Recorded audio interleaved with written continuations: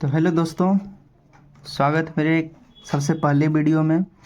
आज हम class 10th के अध्याय नंबर 1 फिजिक्स का प्रकाश का परावर्तन ये पढ़ेंगे। तो शुरू करते हैं। इसमें पहले हम बेसिक से जाएंगे, ठीक है। जैसे कि पहला है भौतिकी क्या है। भौतिकी यानी फिजिक्स। फिजिक्स क्या है, व्हाट इज़ फिजिक्स। इसका सरल सा परिभाषा है, यह विज्ञान की एक ऐसी शाखा है जिसके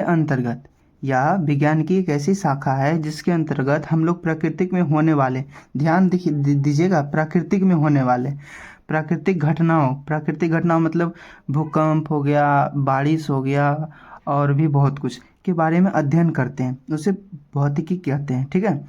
अब फिर से एक बार रिपीट कर देते हैं आप लोगों के लिए। भौतिकी क्या है, यह विज्ञान की एक ऐसी शाखा है जिसके अंतर्गत हम लोग प्राकृतिक में होने वाले प्राकृतिक घटनाओं के बारे में अध्ययन करते हैं, ठीक है। अब दूसरा टॉपिक छेड़ते हैं।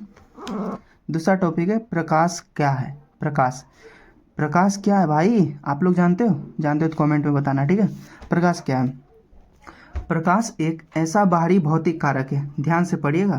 प्रकाश एक ऐसा बाहरी भौतिक कारक है जिसके उपस्थिति में हम लोग किसी वस्तु को देखने की अनुभूति प्राप्त करते हैं। मान के चलिए, आप किसी वस्तु को कैसे देखते हैं बताइए। पहले सूर्य की किरण, ठीक है, पहले सूर्य की किरण किसी वस्तु पर पड़ती है, उसके बाद वह किरण उस वस्तु से परावर्तित होकर के अपने आंखों पर आती है, तब हम किसी वस्तु को देख पाते हैं, ठीक है। अब कुछ मस्त बातें हैं, जैसे कि देखिए, प्रकाश एक प्रकार का ऊर्जा है। ऊर्जा यानी एनर्जी। यह निर्वात में भी गमन करती है। निर्वात मतलब समझे, हवा, या हवा में भी गमन करती है। निर्वात में प्रकाश की चाल 3 × 10⁸ मीटर प्रति सेकंड या फिर 3 लाख किलोमीटर प्रति सेकंड होता है। प्रकाश सरल रेखा में गमन करती है। सरल मतलब सीधी भाई, जैसे कि बंदूक की गोली चलती है या फिर मतलब धनुष से निकला हुआ बाण, उस तरह से सीधी रेखा में गमन करती है।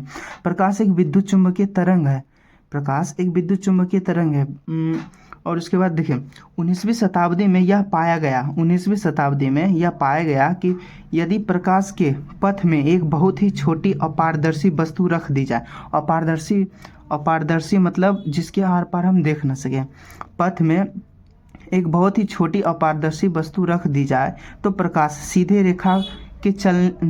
सीधे रेखा में चलने के बजाय अपने पथ से थोड़ा सा विचलित हो जाता है। इस घटना को प्रकाश का विवर्तन कहते हैं भाई साहब। चलिए एक बार फिर से पढ़ देते हैं। 19वीं शताब्दी में यह पाया गया कि यदि प्रकाश के पथ में एक बहुत ही छोटी अपारदर्शी वस्तु रख दी जाए तो प्रकाश सीधे चलने के बजाय अपने पथ से थोड़ा सा विचलित हो जाता है। इस घटना को प्रकाश का विवर्तन कहते हैं। अब अगला टॉपिक है किरण किसे कहते हैं भाई।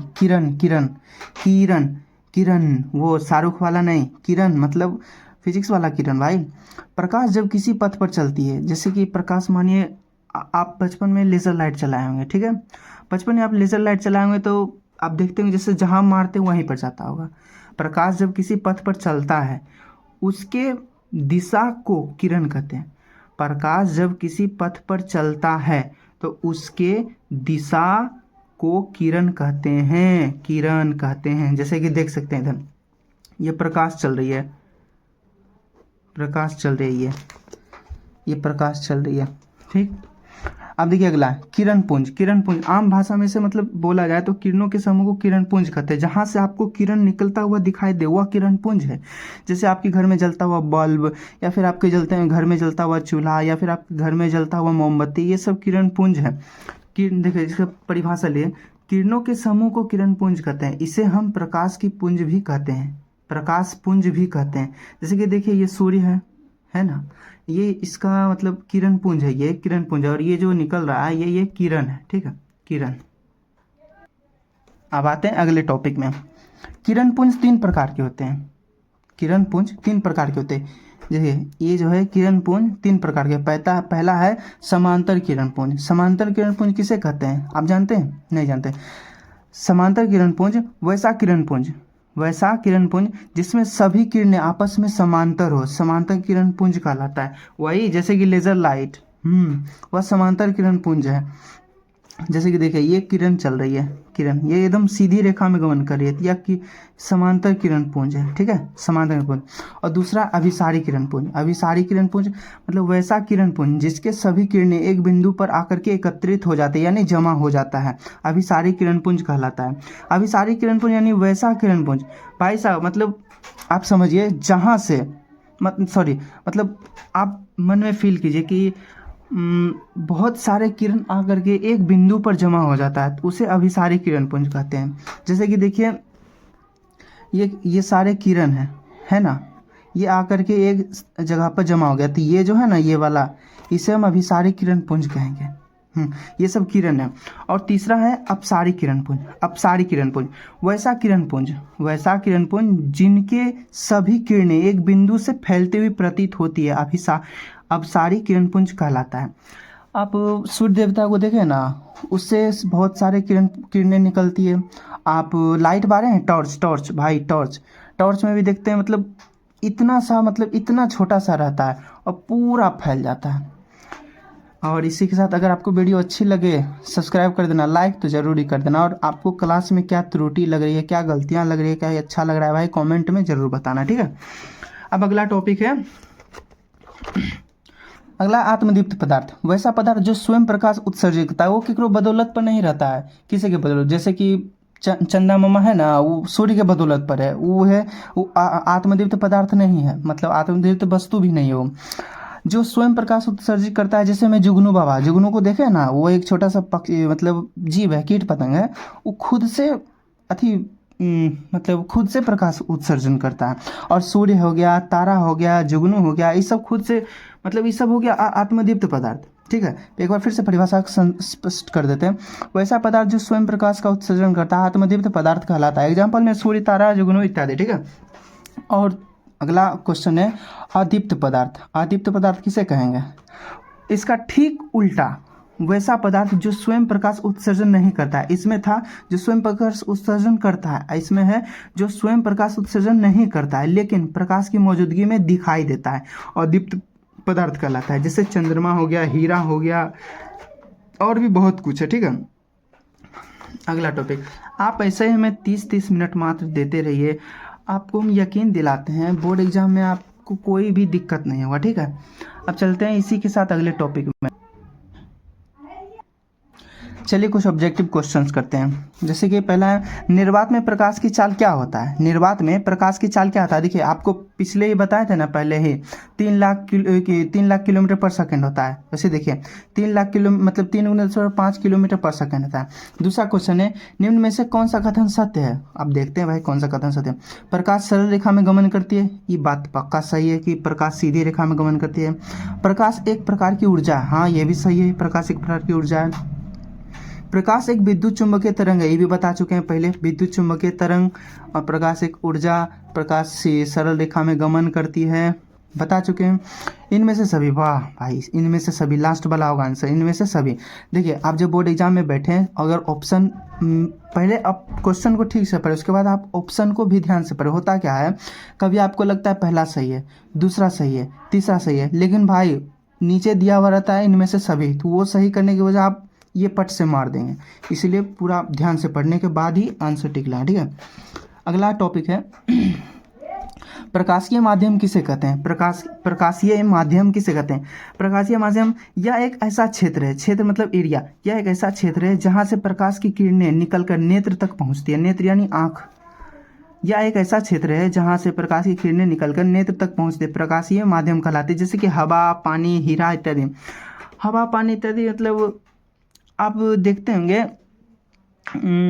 आप जैसे पानी में मारे टॉर्च, तो पानी में टॉर्च मारने के बाद होता है कि वापस मुड़ गया, नहीं ना, ई पार से ऊपर चल जाता है। हीरा में भी ई पार से ऊपर, हवा में भी ई पार से ऊपर, यही हो गया प्रकाशीय माध्यम, ठीक। प्रकाशीय माध्यम 2 प्रकार के होता है, ये देखिए यह 2 प्रकार के होते हैं। पहला समांगी होता है। समांगी माध्यम अब क्या है बताइए, कमेंट में बताइए, ठीक है। समांगी माध्यम क्या है? यह एक ऐसा माध्यम होता है जिसके प्रत्येक भाग का गुण और बनावट, गुण मतलब उसका क्वालिटी यार, गुण और बनावट एक समान होता है, वो मतलब बिल्कुल ही एक समान होता है भाई, समांगी माध्यम कहलाता है। एक बार फिर से डेफिनेशन बताते हैं। यह एक ऐसा माध्यम होता है जिसके प्रत्येक भाग का गुण और बनावट एक समान होता है, समांगी माध्यम कहलाता है। जैसे कि जल, वाह भाई, जल और कांच इत्यादि। जल कांच का बनावट और गुण एक समान होता है, आप देख सकते हैं। जल में भी ऊपर से ऊपर लाइट चल जाता है और कांच में भी ऊपर से ऊपर लाइट चल जाता है, इसका हुआ ना गुण बनावट एक। अब अगला है विसमांगी माध्यम। विसमांगी माध्यम किसे कहते हैं? विसमांगी माध्यम इसके ठीक उल्टा होगा। हाँ, ई अगर याद हो गया तो ई वाला आसानी से याद हो जाएगा। यह एक ऐसा माध्यम है जिसके प्रत्येक भाग का गुण और बनावट एक समान नहीं होता है। इसमें था एक समान होता है, इसमें एक समान नहीं होता है, विसमांगी माध्यम कहलाता है। जैसे हवा का मिश्रण, हवा का मिश्रण में गर्म भी होता है और ठंडा भी होता है। गर्मी के दिनों में गर्म चलती है हवाएं और ठंडी के दिनों में ठंडी हवाएं चलती है। अब अगला टॉपिक है, प्रकाश के गमन के आधार पर प्रकाश कितने प्रकार के होते हैं? प्रकाश के गमन मतलब चलने भाई, जैसे टॉर्च बारे ना, ये जो निकल रहा है ना, मतलब टॉर्च से जो रोशनी निकल रहा है वो गमन हुआ। प्रकाश के गमन के आधार पर प्रकाश कितने प्रकार के होते हैं? प्रकाश के गमन के आधार पर प्रकाश 3 प्रकार के होते हैं, ध्यान दीजिएगा, 3 प्रकार के होते हैं। पहला है पारदर्शी पदार्थ। अब पारदर्शी पदार्थ क्या है? पारदर्शी पदार्थ अब क्या है? वैसा पदार्थ जिनसे प्रकाश आसानी से आर पार हो सकती है। ध्यान दीजिएगा, वैसा पदार्थ वैसा पदार्थ जिनसे प्रकाश आसानी से आर पार हो सकती है। जैसे कि कांच, पानी, हवा, इस सब में प्रकाश की जो टॉर्च होते हैं, मतलब रोशनी होते हैं, वो सीधे आसानी से पार हो जाती है, कभी भी विचलित नहीं होते, कभी भी मुड़ती उड़ती नहीं है। ठीक है, अब चलते हैं इसके दूसरा, मतलब 3 प्रकार के हैं ना। पहला पढ़ लिए 3 प्रकार के, पहला पढ़े, अब 2 प्रकार और बचा है। चलिए, दूसरा है अपारदर्शी पदार्थ। अपारदर्शी पदार्थ किसे कहते हैं आप बताइए, कमेंट बताइएगा। पारदर्शी पढ़ें, अब है अपारदर्शी। पारदर्शी के ठीक उल्टा अपारदर्शी, वैसा पदार्थ जिनसे प्रकाश की किरणें बाहर नहीं निकल पाते हैं, अपारदर्शी पदार्थ कहलाता है। ध्यान दीजिएगा, वैसा पदार्थ कोई ऐसा पदार्थ है जिससे प्रकाश की किरण, मतलब लाइट जो है, बाहर नहीं निकल पाता है, उधरे को उधरे रह जाता है, या फिर वो चीज़ वो लाइट को सोख लेता है, उसे अपारदर्शी पदार्थ कहते हैं। जैसे ईंट पे आप टॉर्च मारिए, वो बाहर नहीं निकले देगा, अंदर में रखेगा। पत्थर पे मारिए, लकड़ी पे मारिए, ये सब मारिएगा ना जी, तो वो लाइट को सोख लेगा, वो बाहर नहीं निकलने देगा। ठीक है, इत्यादि। अब तीसरा है पारभासी। पारभासी पदार्थ किसे कहते हैं? पारभासी पदार्थ किसे कहते हैं? वैसा पदार्थ जिनसे प्रकाश की किरणें अंशतः मतलब उसका थोड़ा सा भाग निकलता है बाहर, बाकी सब उधरे रह जाता है। वैसा पदार्थ जिनसे प्रकाश की किरणें अंशतः मतलब समझे, थोड़ा सा भाग बाहर निकल पाते हैं, पारभासी पदार्थ कहलाते हैं। जैसे बटर पेपर बहुत पतला होता है, उससे आप टॉर्च बारिएगा ना जी उस पर, तो थोड़ा सा लाइट बाहर निकलेगा, बाकी रिफ्लेक्शन होकर के वापिस से अपने पथ पर मुड़ जाएगा। और दूसरा तेल लगा हुआ कागज़, अब जिससे आप अपना कॉपी के ही पेपर पर थोड़ा सा ऑयल लगा दीजिएगा, उसके बाद उस पर लाइट मारिएगा मोबाइल से या फिर कुछ चीज़ से भी, तो थोड़ा सा बाहर निकलेगा, बाकी उसी जगह पे इधर उधर घिसता पिसता रहेगा। और तीसरा है घिसा हुआ कांच। कोई भी कांच लीजिए, उस पर थोड़ा सा घिस दीजिए, ऐसे बिना घिसा हुआ कांच में सीधे आर पार हो जाएगा। घिसा हुआ लीजिएगा ना तो आर पार नहीं होगा, थोड़ा सा पार होगा, बाकी उसी जगह पर मंडराते रहेगा। चलिए, इसी के साथ थोड़ा सा ऑब्जेक्टिव क्वेश्चन करते हैं। जवाब कमेंट में बताइएगा और सही से बताएगा कितने आप जानते थे इसमें, कितना नहीं। ठीक है, निम्नलिखित में से कौन सा पदार्थ पारदर्शी नहीं है? पारदर्शी मतलब समझे, आर पार नहीं दिखता हो। ठीक है, जैसे 1 नंबर में तेल लगा हुआ कागज़, ये भी पारदर्शी नहीं है, ये भी सही हो सकता है। और दूसरा है ईंट, ये भी पारदर्शी नहीं है, इसमें ये भी सही हो सकता है। तीसरा है पत्थर, ये भी पारदर्शी नहीं है, ये भी सही हो सकता है। लेकिन ध्यान दीजिएगा, जैसे कि पिछले बार बोले थे, ऑप्शन पहला, दूसरा, तीसरा और चौथा भी देखिएगा, क्योंकि इसमें देता है इनमें से सभी, जो कि ये सब हो जाएगा। ठीक है, तो इसका आंसर होगा इनमें से सभी। ठीक, और अगला क्वेश्चन है, निम्नलिखित में कौन पारभासी है? पारभासी मतलब समझे ना, जिसमें थोड़ा सा अंशतः बाहर निकलता है। पहला है हवा, दूसरा पानी। हवा में तो टॉर्च मारेगा, इधर मतलब पूरा प्रकाश निकल जाएगा। पानी में भी पार से ऊपर वापस नहीं होगा, थोड़ा सा भी नहीं। और तीसरा है घिसा हुआ कांच में थोड़ा सा पार होता है, बाकी हो जाएगा, मतलब ई वाला आंसर सही होगा। इसमें देखिए चौथा में इनमें से कोई नहीं है, तो हमारा आंसर रहेगा ये 3 नंबर। ठीक है, अगला क्वेश्चन है, वह क्षेत्र जिससे होकर प्रकाश आंखों तक पहुंचता है कहलाता है। वह क्षेत्र मतलब वो ऐसा एरिया बताइए जहाँ से प्रकाश निकल करके अपन आँख तक पहुँचता है। आत्मदीप्त कहलाता है, फिर अदीप्त या फिर पारभासी या प्रकाशिकीय माध्यम। आपको अभी बताया था पीछे कि जैसे हवा हो गया, पानी हो गया, इस सबसे मतलब प्रकाश का माध्यम है, यहाँ से निकल कर आपकी आंखों पर रोशनी आ सकती है, तो इनमें से सभी हो जाएगा। प्रकाश के माध्यम, पारदर्शी, हाँ ये वाला, इनमें से प्रकाश के माध्यम हो जाएगा ये वाला। अगला है प्रकाश की किरणें जिनसे पार हो सकती है वह कहलाते हैं। अब बताइए पारदर्शी, अपारदर्शी, पारभासी, इस सब में से किस में से प्रकाश की किरणें आसानी से पार हो सकती है? प्रकाश के माध्यम, ये तो सही है बाबा। पारदर्शी में तो बिल्कुल ही हो जाएगा, पारभासी में थोड़ा सा लेकिन होगा, मतलब इनमें से सभी, चौथा नंबर आंसर। और अगला क्वेश्चन है वैसा पदार्थ जिनसे प्रकाश की किरणें अंशतः पार करती है। अंशतः अभी थोड़ा देर पहला, अंशतः मतलब थोड़ा सा पार करती है, बाकी उसी जगह पर मंडराते रहती है। पारदर्शी कहलाती है, पारभासी या पारदर्शी, इनमें से कोई नहीं, कौन सा होगा बताइए? पारदर्शी में पूरा हो जाता है, पारदर्शी में बिल्कुल ही नहीं होता है, पारभासी होगा। आंसर लगाना भूल गए, पारभासी, इसमें अंशतः पार होता है ना, पारभासी में। अगला है निम्नलिखित में कौन दीप्त पदार्थ है? भाई सा दीप्त पदार्थ है। दीप्त मतलब जो प्रकाश को जन्म देती है, एक तरह से बोल सकते हो। चंद्रमा थी, खुद सूर्य देवता से रोशनी लेकर के खुद रोशनी करती है। पृथ्वी में तो है ये ना है कुछ, शनि में तो बिल्कुल ना है। आग में अपना ही आग अथी होता है, उजाला, ठीक है। अगला निम्नलिखित में कौन सा पदार्थ समांगी माध्यम का उदाहरण नहीं है? निम्नलिखित में से कौन सा पदार्थ समांगी माध्यम का उदाहरण नहीं है? समांगी माध्यम मतलब आप समझ, जिससे मतलब समांगी माध्यम जिससे मतलब अथी नहीं निकलता है, रोशनी आर पार नहीं हो सकती है। कांच में हो जाती है, पानी में हो जाता है, हवा में हो जाता है, लेकिन कैल्साइट में नहीं होता है। अब अगला टॉपिक छाया किसे कहते हैं? छाया मतलब परछाई। भाई सा मतलब कोई भी वस्तु के पीछे जो उसका काला सा क्षेत्र बनता है ना, उसका छाया होता है। जैसे कि आप देख सकते हैं डेफिनेशन में, जब प्रकाश के गमन पथ पर किसी अपारदर्शी वस्तु को रख दिया जाता है। अपारदर्शी मतलब जिससे प्रकाश आर पार नहीं हो सकती, ठीक है। तो प्रकाश की किरणें उससे पार नहीं कर पाती है, जिसके कारण उस वस्तु के पीछे एक अंधेरा क्षेत्र बनता है, जिसे छाया कहते हैं। ध्यान से सुनिएगा, फिर से डेफिनेशन क्लियर कर रहे हैं। छाया किसे कहते हैं? जब प्रकाश की गमन पथ पर किसी अपारदर्शी वस्तु मतलब जिससे प्रकाश आर पार नहीं हो सकती है, को रख दिया जाता है, तो प्रकाश की किरणें उसे पार नहीं कर पाती है, जिसके कारण उस वस्तु के पीछे एक अंधेरा क्षेत्र बनता है, जिसे छाया कहते हैं। देखिए जैसे ये सूर्य है, ये अपना रोशनी बिखेर रहा है, रोशनी मतलब प्रकाश बिखर रहा है। ये अपारदर्शी वस्तु ले लिए, मान लीजिए पत्थर ले लिए, ठीक। इसके पीछे देखिए ये जो है ना बिंदा बिंदा बिंदा बिंदा, ये मानिए इसके छाया बना है, ब्लैक छाया बना है, ठीक है। ये छाया बना है, देखिए समझ में। और अगला है प्रकाश का परावर्तन। प्रकाश का परावर्तन किसे कहते हैं? जब प्रकाश की किरणें किसी सतह से टकराकर अपने ही माध्यम में लौट जाते हैं, तो लौटने की इस घटना को ही प्रकाश का परावर्तन कहते हैं। आप सीधा समझिए, जैसे कोई ऐसा चीज़ ले लिए मतलब कोई ऐसा शीशा ले लिए जिसके एक तरफ पेंट किया हुआ है, ठीक है। मतलब आप आईना रख लीजिए, या फिर कोई भी चमकीला स्थान ले लीजिए, कोई भी चमकीला चीज़ जिसके जो चमकता है, उसके ऊपर आप अगर लाइट बारिएगा ना जी, तो लाइट मतलब जैसे इस तरफ से बारे इस तरफ मुड़ गया, मतलब उसी माध्यम जिधर से आया उसी तरफ मुड़ गया।